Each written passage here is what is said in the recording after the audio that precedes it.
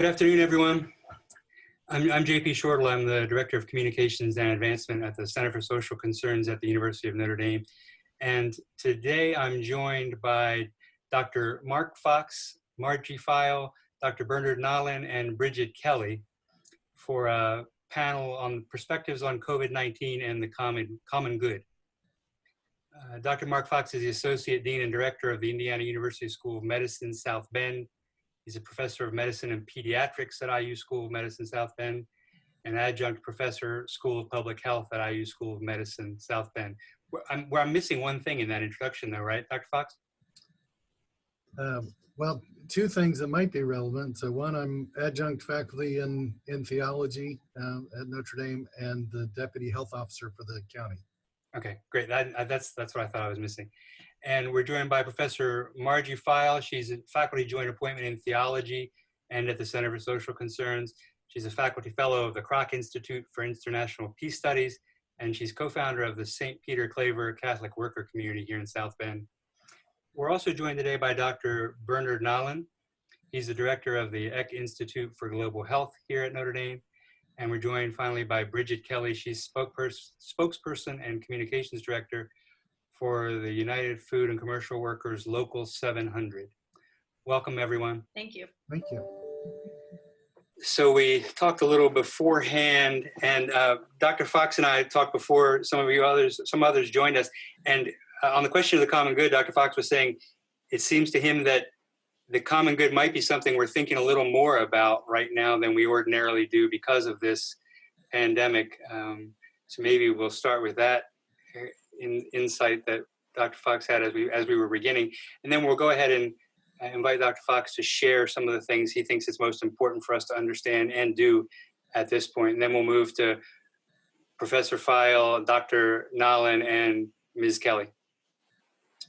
Sure. Thanks, JP. Yeah, I think the coronavirus pandemic obviously is an extraordinary time in our lives, extraordinarily chaotic and disruptive and threatening in many ways.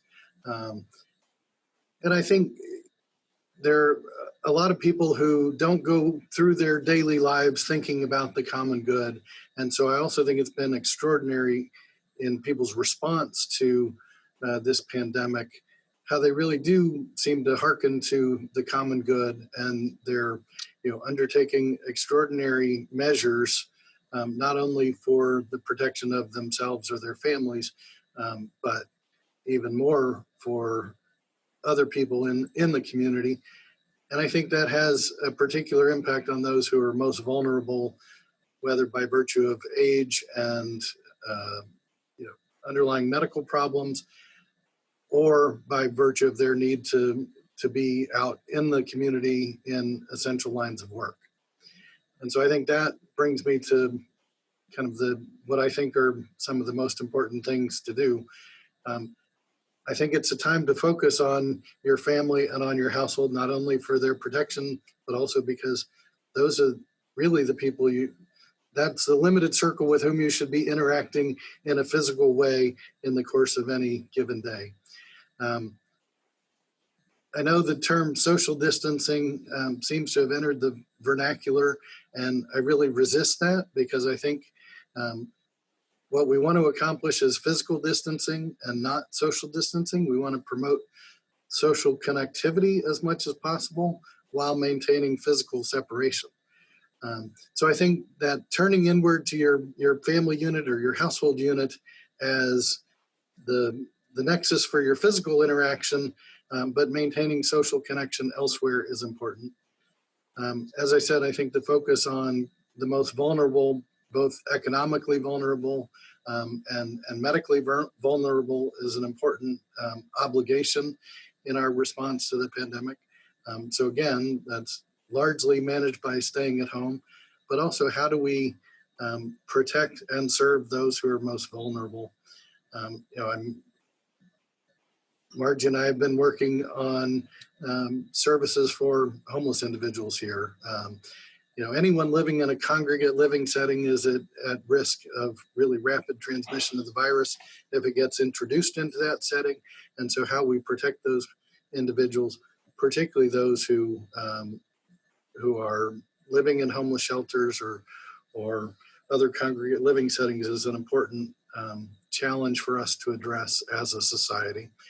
And then the last thing, and I'm glad that Bridget's here, because a lot of attention has been focused on healthcare workers, and that often gets shortened to doctors and nurses and first responders. And I think it's really important to think about all the other layers in healthcare. So every patient with COVID who's in the hospital sees a respiratory therapist and a radiologic technician, probably physically encounters them, as well as the host of other professionals that are needed to make the healthcare system work. But I also think that everyone ought to be thanking the grocery store clerks and stockers, and because we're all dependent on that. They're economically vulnerable, but they're also exposed to hundreds or thousands of people every day and have little control over those people's behavior and no real protection. So I think those are, to recognize the essential workers that often don't get captured in that shorthand of, doctors and nurses and first responders, but everyone else that's kind of keeping our society going right now, but who are at risk every single day, is an important obligation as well. Thanks, Dr. Fox. Do any of you on the panel, or did you hear anything you'd like to respond to now, or should we go on to hear from Professor File? Yeah, just to follow up on what Mark said, because it's a point obviously we're all thinking about, but that's the fact that COVID-19 is not the great equalizer. It actually is affecting certain communities more than others, and those tend to be communities of color or homeless or people in prisons. And in the case of global health, of course, it's now affecting large populations of very poor people in other countries as well. And they will bear a higher burden of disease than others in society who have better access to healthcare, who have fewer underlying medical conditions, who I hope what doesn't happen, because we've seen this before in other diseases, and that's when we do have better diagnostics, better some treatments, maybe a vaccine, that we think of now how that's going to be delivered to those, not only those who, the haves of society, but also the have-nots of society. I think if nothing else, I think as Mark was pointing out, COVID-19's reminded us of we truly are one society and we're interconnected. So once we have the vaccine, once we have the treatment, let's make sure that we are able to deliver that to those most at risk, not only in this country, but in other countries as well. Well, and we really appreciate, the recognition of the important work that grocery and food workers are doing, especially now. And I think, to your point, there are a lot of folks whose jobs don't afford them the luxury of working from home. So while we certainly appreciate what's happening with the first responders and the healthcare workers, it's also the grocery clerks and the food packing and processing workers and the sanitation workers and the people who clean the streets in our cities who don't have the option to work from home and are still continuing to provide the critical services that folks in our community rely on at risk to themselves and their families in order that we can all, have a good life, have the food and supplies that we need, and continue to move forward, even in this time of extraordinary crisis. Yeah, if I could also just follow up to what Bridget said, because that's extremely important. And it's also these workers who historically have been underpaid, don't have access to health insurance. So I'm hoping, you always look for bright spots in these challenges we're at in the moment. I'm hoping there'll be greater consensus going forward that universal access to health care for all is something that shouldn't be a political divide in this country. And hopefully going forward, we can all work to hold politicians and others accountable to help address that.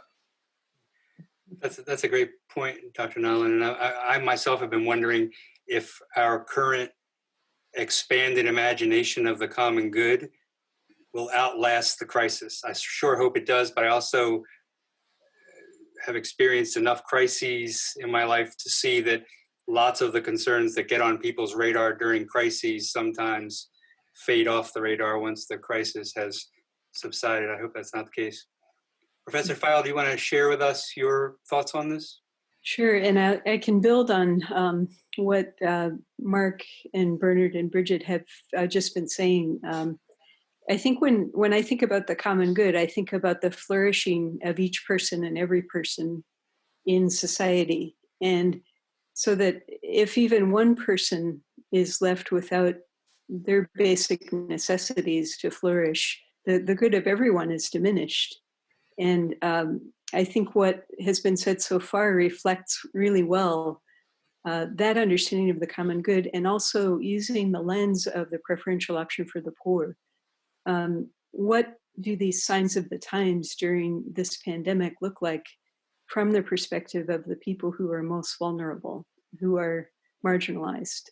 So we can think about that through the lens of the systemic disparity in access to healthcare and housing and proper nutrition that are really long-standing issues and disproportionately affect people of color in the United States, particularly African Americans.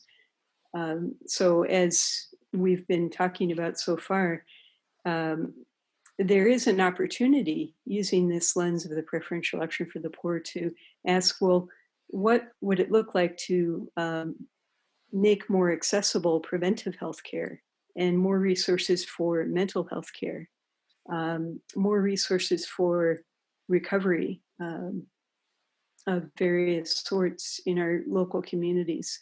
As you said, JP, there can be a hopeful opportunity here to learn where the systemic vulnerabilities are and address those and transform structures and institutions accordingly. So I think I would recommend as one particular action item, adopting this lens of the preferential option for the poor and taking time to seek out solid, credible information for formation of conscience. And to contemplate that information from the standpoint of those on the margins, locally, nationally, and globally. And as we take that information in and contemplate it, I think the next question is, how might each of us feel called to act? And I think that's another, a second item that I would recommend, and that is advocacy, especially for people who find themselves in a position to use their time and energy on behalf of others. This is the time to do it.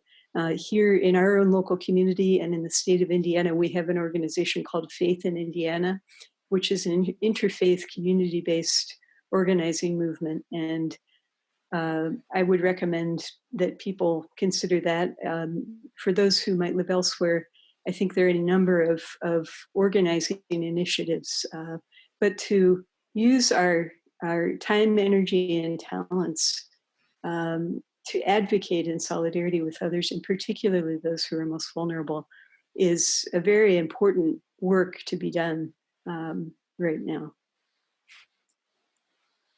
Great, thanks, Margie. Would anyone like to respond to that now, and then we can go on to Dr. Nolan? Or? Yeah, I'd like to respond because I think one of the, hopefully one of the benefits of the focus on this pandemic is that it really has exposed disparities in access and outcomes. And our experience here in St. Joseph County largely mirrors what's happened nationally in terms of, especially in our local community, the Hispanic population is overrepresented among individuals diagnosed with COVID. African Americans are overwhelmingly overrepresented in those hospitalized and even among the deaths from COVID in our community. And I think it brings extraordinary focus because, again, outside the context of the pandemic, we can talk about healthcare disparities in a lot of different ways. We can talk about disparities in access to cancer treatment and outcomes, and disparities in cardiovascular disease, and it's 900 different diseases all competing for attention. Right now, it feels like the country's focus is almost singularly on COVID. And so in the context of that conversation, I think the attention called to disparities has been pretty stark, and it's not competing with a lot of other conditions for recognition to identify those disparities. So as both Bernard and Margie have said, I hope that translates into some downstream benefits in terms of people really stepping up and taking action in response to that. Yeah, if I could just add to that also, this concept of, well, not a concept, is I think we all embrace the preferential option for the poor, and that's why we're doing what we're doing. But obviously, the health equity gaps here locally at the state and national level, and also the international level, I think is something we need to keep in mind, because I'm old enough to have been there at the beginning of the HIV epidemic, and similar sorts of things where you have an unknown virus, people dying, no treatment, no diagnostics initially, a lot of fear, a lot of discrimination. And gradually over time, it was actually the communities most affected by the disease themselves who came together. And again, these are communities who weren't widely accepted in the broader society at that point in time or even now.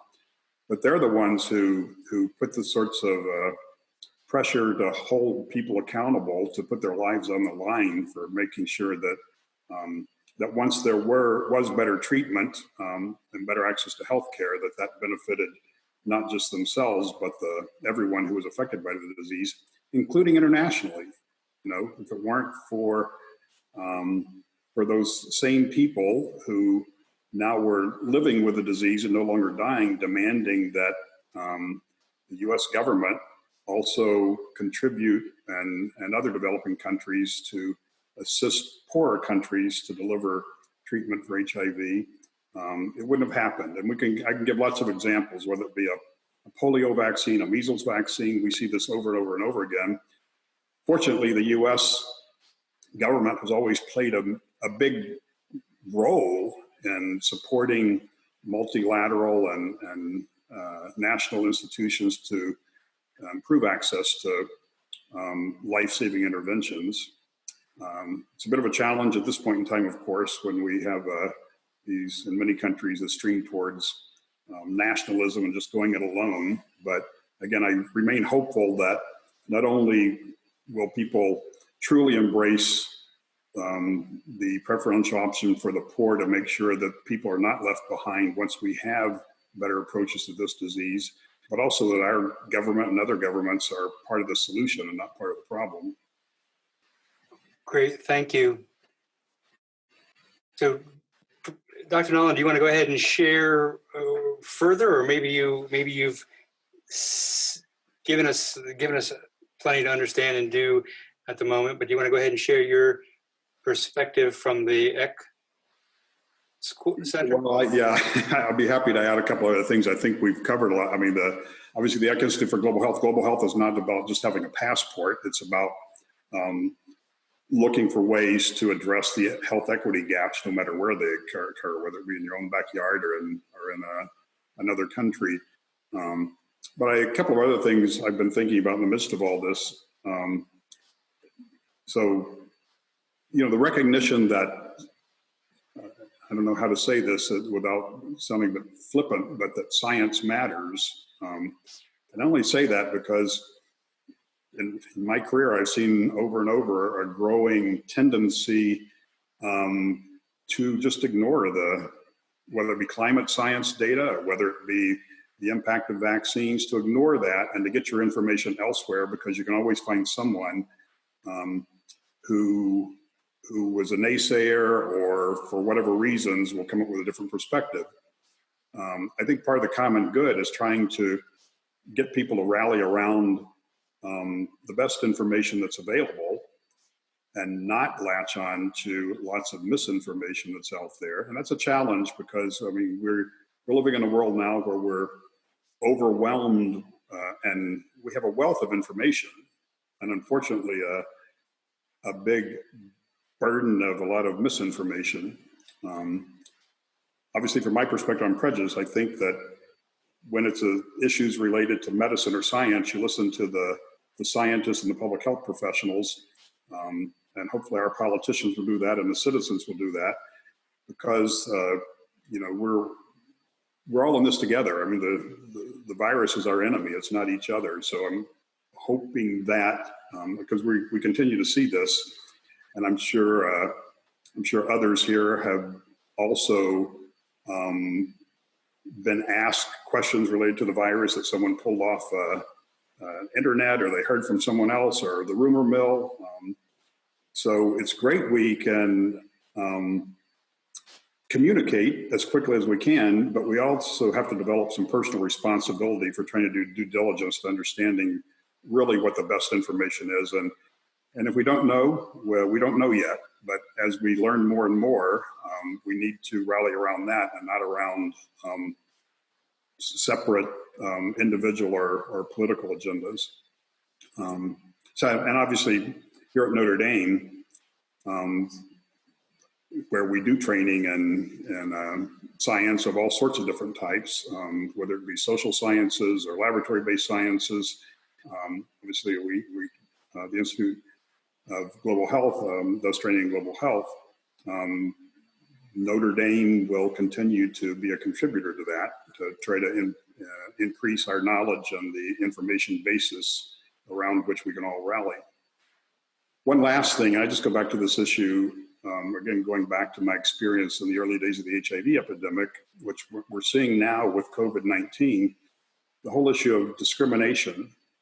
I mean, the fact that, now the United States is blaming China, and in India, the Hindus are blaming Muslims, and I've already heard from even some of the people in my classes who are of Asian origin, the feeling they have of being insecure at this point in time because of their, because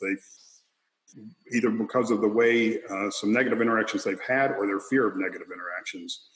So I think part of the common good is to remind people the virus is the enemy, it's not each other, and it's definitely not acceptable to start picking out people based on their race, ethnicity, or nationality as being the cause of what's going on now. So we need to fight against that. Mm-hmm. Thanks, Dr. Nolan. Bridget, would you like to share some of your perspective from UFCW? Mark mentioned earlier he was glad that this perspective was represented because we're celebrating medical personnel, but and we're sometimes overlooking all the workers who, as you said earlier, Bridget, don't have the luxury to be working at home. And so there's some of what the Pope has recently referred to as the hero or the saints next door, actually. The saints next door. He keeps using that phrase to refer to all the people who are helping with this and putting their lives at risk, really, to keep things going. So would you like to share, Bridget?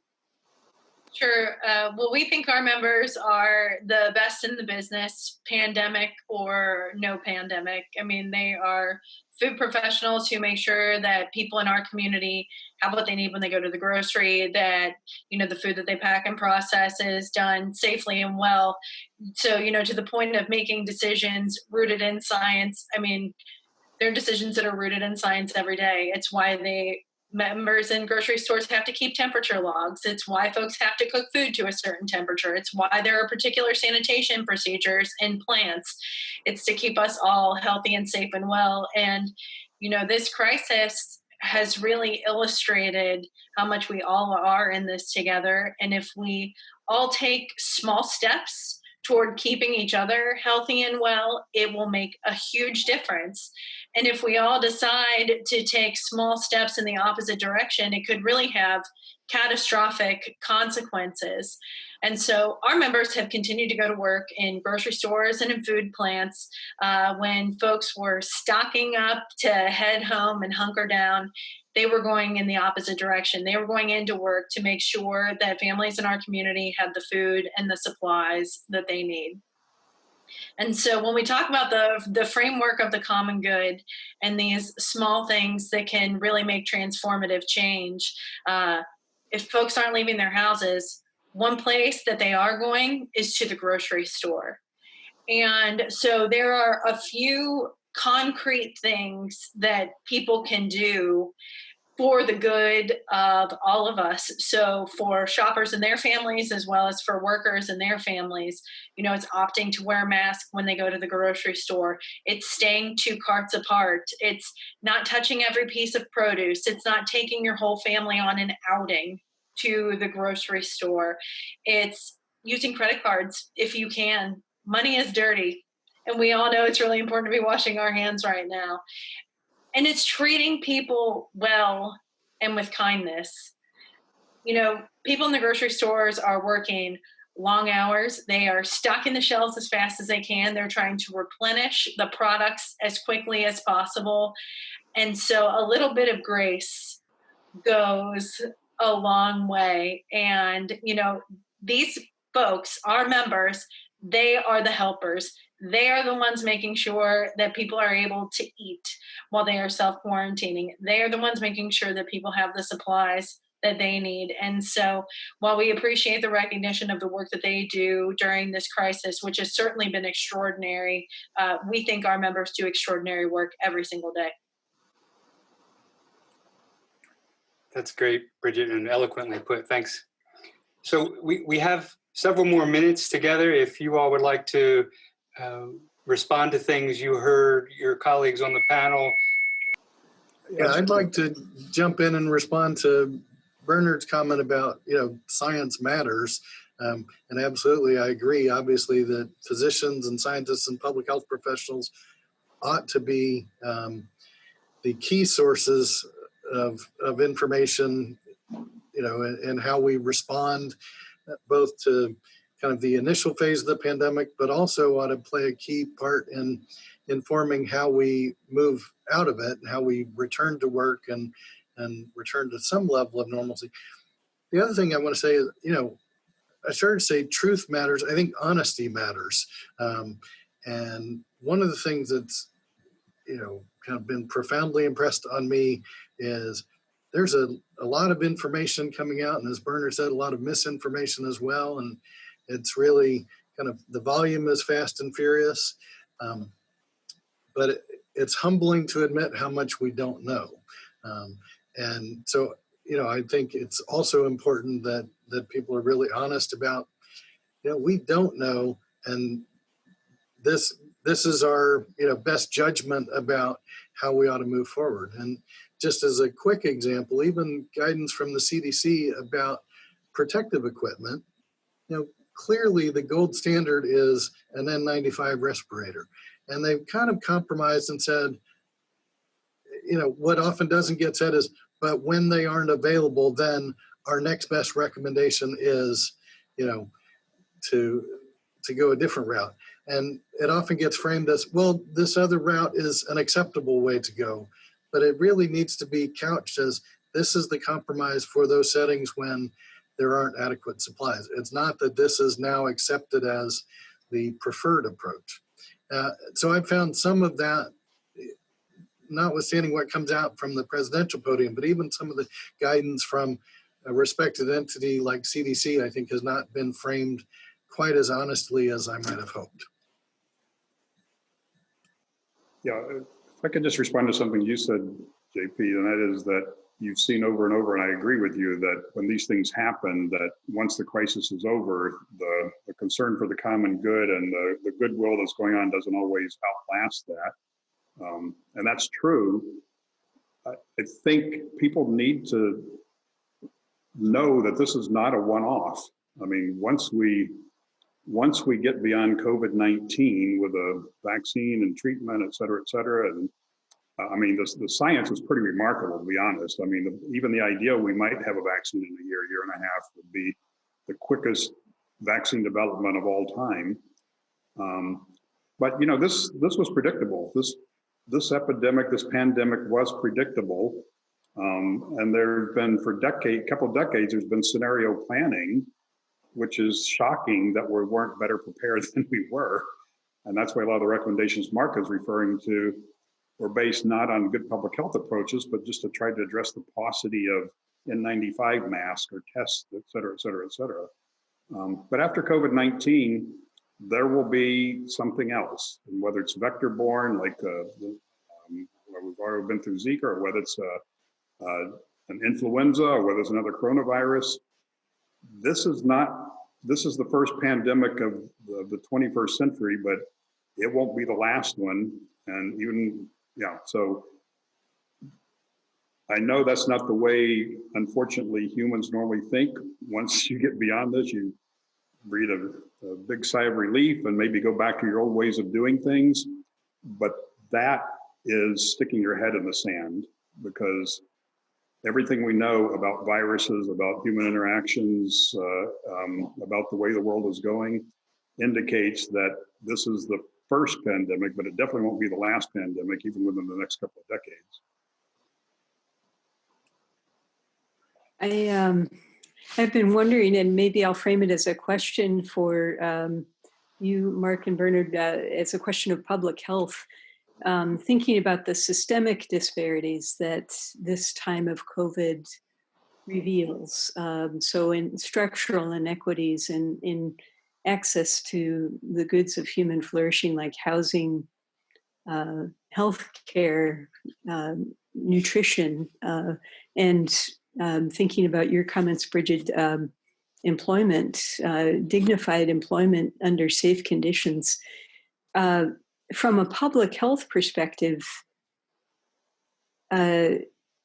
we don't typically think of these structural inequities as matters of public health, but it's clear that they are. This time is revealing that.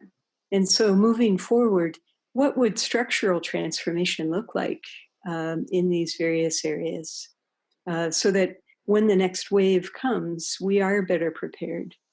And as a society, we have maybe structures of resilience in place. Thanks, Margie.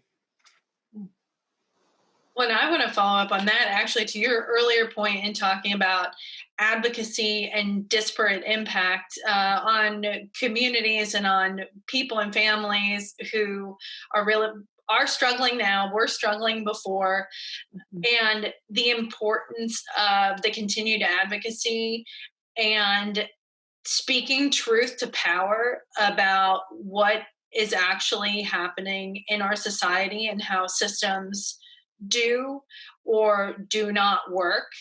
And simply by virtue of where you work or what your educational background is or how much money is in your wallet doesn't make your advocacy or your efforts or your story worth anything less than anyone else's.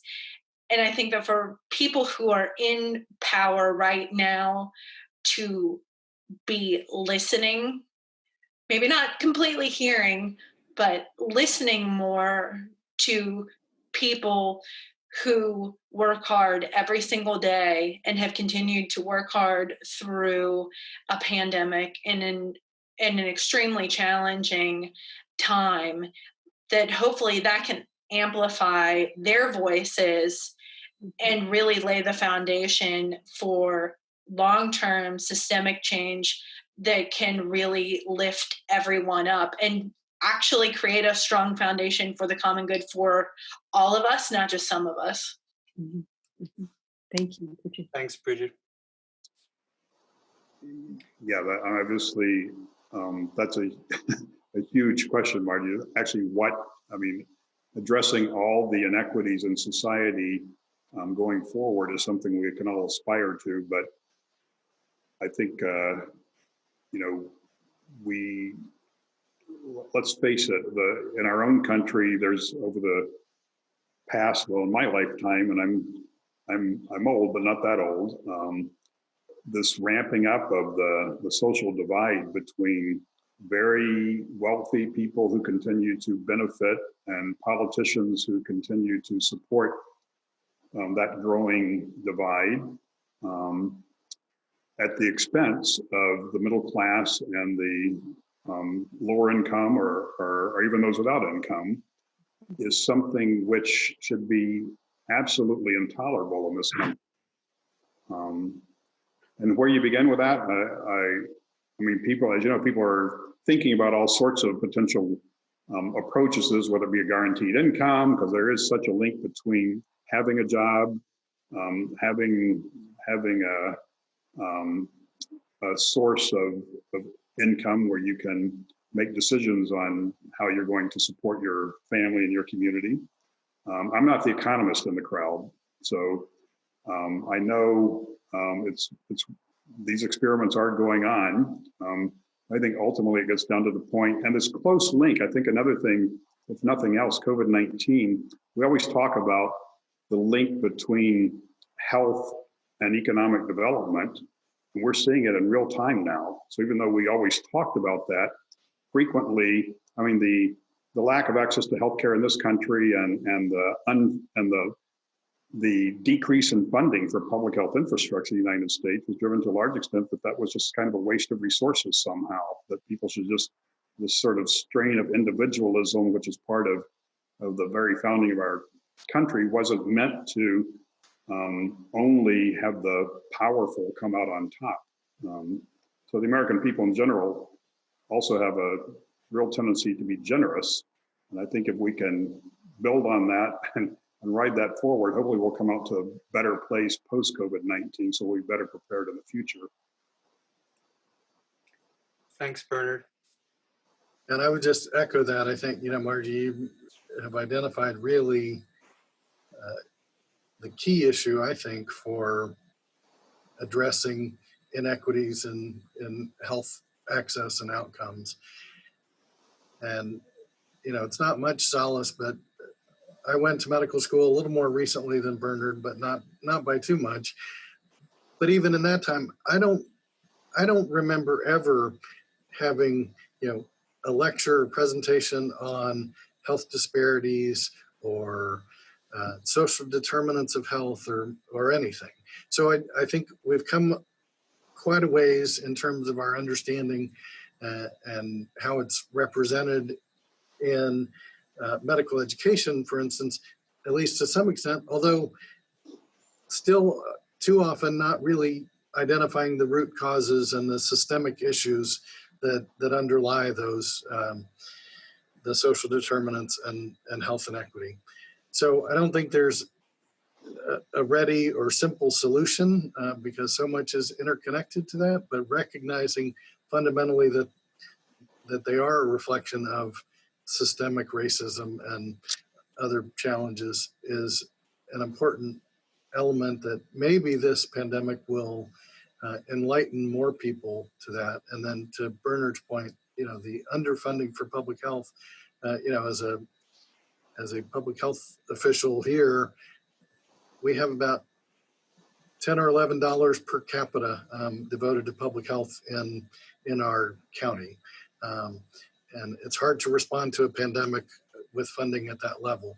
And so maybe one benefit is that more people will recognize the importance and the value, and with appropriate advocacy, then hopefully we can focus attention on the root causes that you identified. And as you said, really building resilience to respond to these and a host of other challenges. Thank you. Thanks, Mark. I wonder if it would be a good topic for a future conversation, say in a few to several months, to get together and see how the questions and issues that are rising to social consciousness now look then, and see if there are actions being taken to address the issues and questions that are emerging now. I think that would be helpful, JP. I think about, in our local context, Mark and I have been part of a conversation around the need for permanent supportive housing. What does it look like to see that through the lens of public health as an issue of the common good? recognizing that ultimately the health of every single person is connected to that of every other. And that, as you said, Bernard, this myth of individualism that's so deeply part of US culture is just that. It's a myth.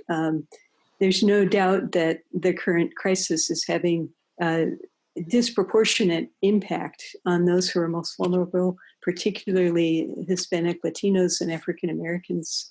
And that offers us a chance to notice the effects of those systemic disparities while still naming the truth that, and maybe revealing that truth more poignantly, that we don't get to decide that some lives are expendable or that some lives are worth more than others. The health of each person is connected to that of every other and also to the rest of God's creation. Right. Thanks, Margie. That's one point that I wanted to make is, one of the few benefits I think coming out of this pandemic, thinking about, all of God's creation is, seeing reduction in pollution and restoration of wildlife. And, it's been really remarkable to see some of those changes. Yeah. Another thing I was thinking, going back to Bridget's point about the workers she represents, is again, I think for the first time, people have started to recognize, everybody theoretically is essential in what they do, but some are more essential than others when it comes to a response to this sort of pandemic. And as Mark and others have pointed out, obviously healthcare workers and first responders, everybody can agree with that, but now people have had a very concrete reminder of people who before were sort of in the background and weren't really, people you never really thought or paid that much attention to them. And the fact that now their work has, I think people see the dignity of their work and the importance of that work. And hopefully going forward, the fight for making sure that those workers have better wages and have access to health care and the sort of support they need for themselves and their families will also be part of the discussion. Well, and quite frankly, being able to band together and to fight for safe places to go to work. Packing houses are dangerous places to work. We've seen firsthand that there can be health and safety challenges in grocery stores, but to be able to come together and to have a collective voice and to demand a safe and healthy place to work to the greatest extent possible, I think is invaluable if it means you can work and go home to your family in one piece. Thanks, Bridget. Thank you all for gathering today to talk from your varying perspectives about these questions. It's been great to hear you. As sometime in the middle of our Zoom meeting, you might have noticed that I was kind of looking off camera and got a little confused, partly because listening to you all talk about interdependence and the varieties or the various ways in which our interdependence is being revealed to us right now reminded me of a beautiful passage from a 1987 papal document called Solicitudo Rei Socialis, which I think was, Margie can let me know if I'm wrong about this, but I think it was written as a 20-year anniversary document for Popolorum Progressio. And there's a beautiful passage in there that I've always kept nearby, although I struggle to find it right now on my desk. Anyway, when interdependence becomes recognized, the correlative response as a moral and social attitude, as a virtue, is solidarity.